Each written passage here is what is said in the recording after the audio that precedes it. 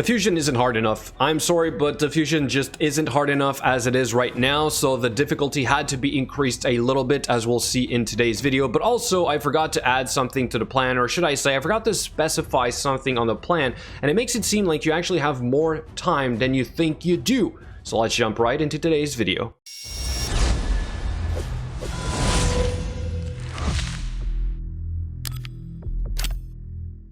Let's start with the Dungeon Divers event. This is the new event from today. This is the one I've been telling you guys to wait for because you will have a lot of things to do at the same time. So today is a very big day. We'll go over the plan in a second, but here I want to point out the milestone rewards. They are once again just a little bit harder than they used to be. So this is not only a brand new type of legendary in a sense, old one and new one combined. We're in fact pushing the limits of how much work we have to do in this short period of time. So we were complaining that we had too much to do in this game. It doesn't look like it's about to get better. In fact, it just looks like it's about to get worse. So 2,500 points for the highest milestone reward here for a rare. This was Astralon. Let's look at this one right here. It was 1,300 points for one of the rares. But now we have not 1,300 points, but 1,500. And instead of 2,500, we have 2,875. In fact, I can quickly show you guys the old fusion of Astralon, and you will see that these milestones were again a little bit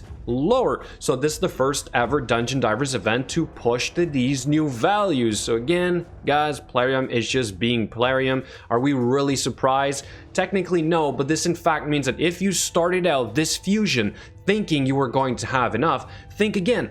All these values might then be different for the next ones to come, for the next summon rush. What if this is at 3,500 points? I know I can handle it. Maybe for those of you guys that have started out thinking you could, maybe you cannot. And that is what I find extremely annoying.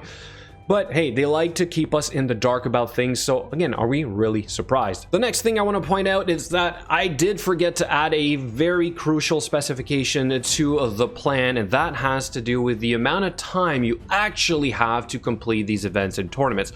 The Fire Night tournament started yesterday. I skipped it. I told myself I can do it in 2 days. If not, 3 days is good enough, right? But obviously when I said that, I didn't click that you don't technically have 4 days to complete these tournaments.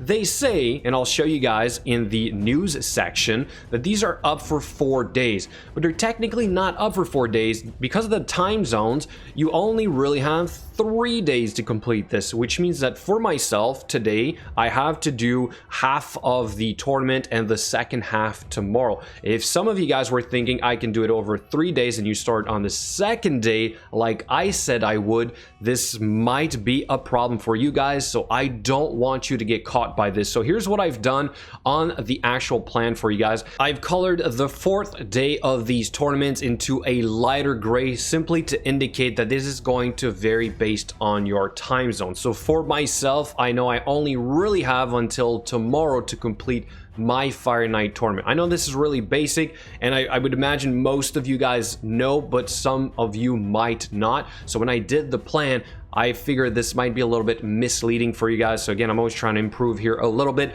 I thought this would make it better. Here's also a quick breakdown of my day from yesterday. Where do I stand after all this time? I have exactly the fragments that you see down here. And I do say that I could potentially get the ones from Giscard today if I decide to push the Fire Night. All right, so let's quickly go over my values here. But before I do that, here is the news in the game and how this works. It does say 17th to 20th. When you put that on a calendar, it does make it seem like there's 4 days, but again guys, you do not really have 4 days, you only have 3, and they do warn you here at the bottom, check the events or tournaments window to see exactly what time an event ends in your local time zone. Okay, so today is the first day that I'm going to start spending some saved up energy from here. In fact, I already grabbed 150, so I'm starting to use that to try and progress a little bit more. Dungeon Divers event and champion training event since yesterday has stopped to about at roughly 5,000 points here. Dungeon Divers, we're going on about 460 points.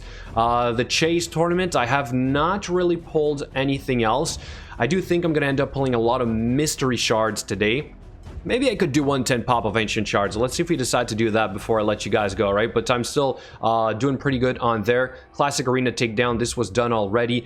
Fire Night tournament, we're we're barely starting here. We have a third of the points so far, so obviously there is a whole lot of things to do. Okay, so to finish off with this plan here, again, big day today. In fact, a big next couple of days because of the Dungeon Divers event and the champion training at the same time as the Fire Night. Hopefully you guys are still on track. Keep checking back as I keep updating this plan for you guys. I want to be sure that as many of you as possible can get this champion. So do let me know what you think in the comments below. Hopefully you've learned a little something today. And why don't I just do it? Why don't I just pop a 10 ancient shard? Maybe I could get something crazy here. Let's go for it. You know what? Let's just go for it. It's a legendary tome. Rockbreaker, that's new. Grimskin, I don't think that's... And, okay, Horden, I have. Jarring, I have as well. You know, that's 1,000 points. That's way too much. But there you have it, guys. Thank you so much, and I'll catch you later.